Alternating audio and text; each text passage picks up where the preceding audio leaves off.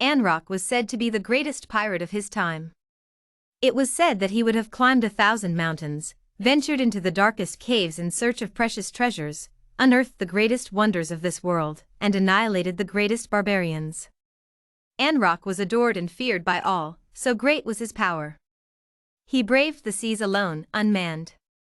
It was said that he did not need a crew, that his ship obeyed his every wish. Yes, there were many stories about Anrok, but no one had seen him since he set out on the mission to find the genie. The genie, a deity, could grant, it seemed, any vow. One could have access to infinite wealth, have the most beautiful castle, become a famous man loved by all. But the genie hid himself well, and showed himself only to the most deserving of men, because he did not allow the success and glory of ordinary men. At least, that is what they used to say. The gusts of wind, violent and icy, came to strike with full Anrok whip. The howling swell threw huge waves that crashed into the ship's hull. Anrok hung on to the helm as best he could, feet firmly planted on the wet wooden planks, his back bent in a defensive posture. The sky was black, heavy and threatening, the fury of the waters was unleashed, and Anrok sensed that he was not welcome near the island. It was a good sign, he was getting closer. And the storm was the shortest way.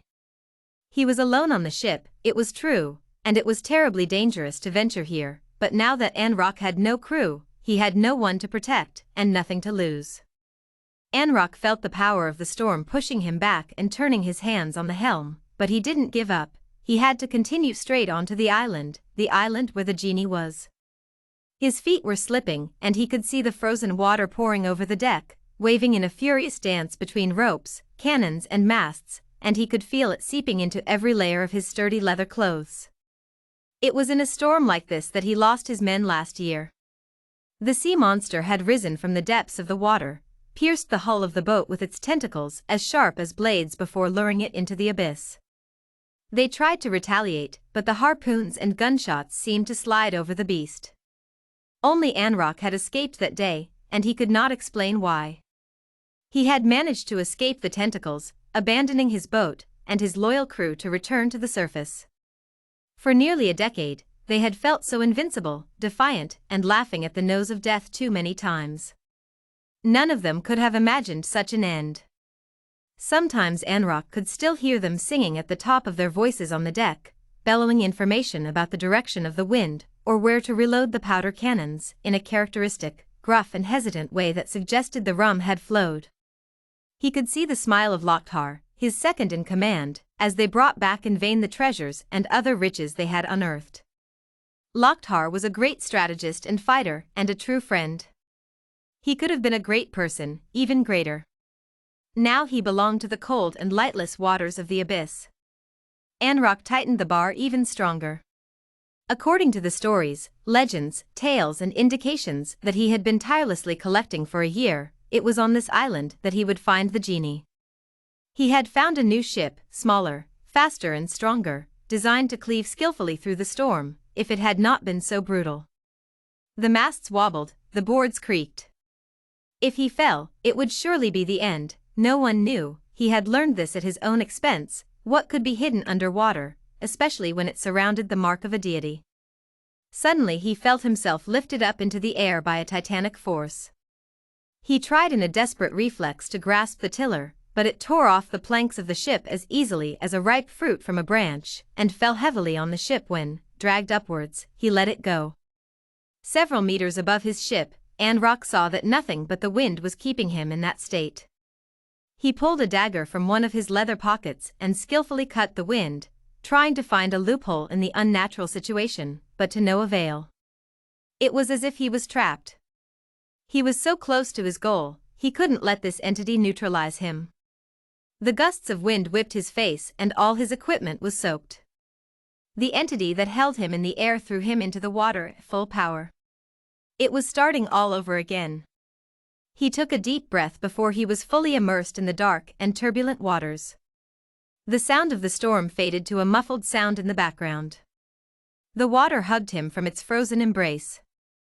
He could feel that he was being pulled into the depths at great speed, although he saw only black. He tried to struggle by clapping his hands and feet around him, to return to the surface, while he could still survive the ascent with the little oxygen he had left in reserve, but again the entity was far too strong for him. It was going straight down to the abyss. At least, he thought, I will join Lgrd and the others. He was out of breath and began to feel great pain seeping into his lungs. The pressure of the water gave him the terrifying feeling that his skull was about to explode, and his body was struggling for life in spasms that were tearing him apart in pain. He was still going down. So close to the goal. There was no point in struggling anymore. Even if this entity let go of him, he could not get back up with the oxygen he had left. It was the end of Anrok. Slowly but surely, with a clear mind and for the first time a resolution for death, Anrok slowly opened his mouth. He took a great inspiration, letting himself go in the arms of Neptune, to join finally his crew. How on earth? He could breathe. He felt the delicious oxygen soothe his pain and his entire body. He heard a crystalline laughter, whose delicate, feminine sound seemed to echo with the water around him. Did you really think that you, Anrok, the greatest pirate of his time, would die like that? An oxygen bubble several meters high and wide formed around him. Who are you? He murmured between two delicious gulps of air, still bruised. And suddenly, in its dark waters where Anrok felt blind, the entity appeared.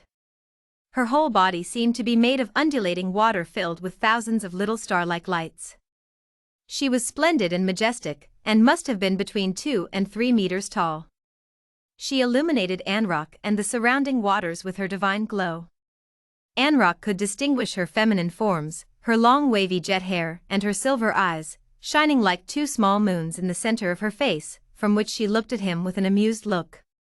Around them, he could see many shipwrecks in a pitiful state, probably those that had not resisted the storm. I am the one you are looking for. They call me the genie, and I can grant your vow.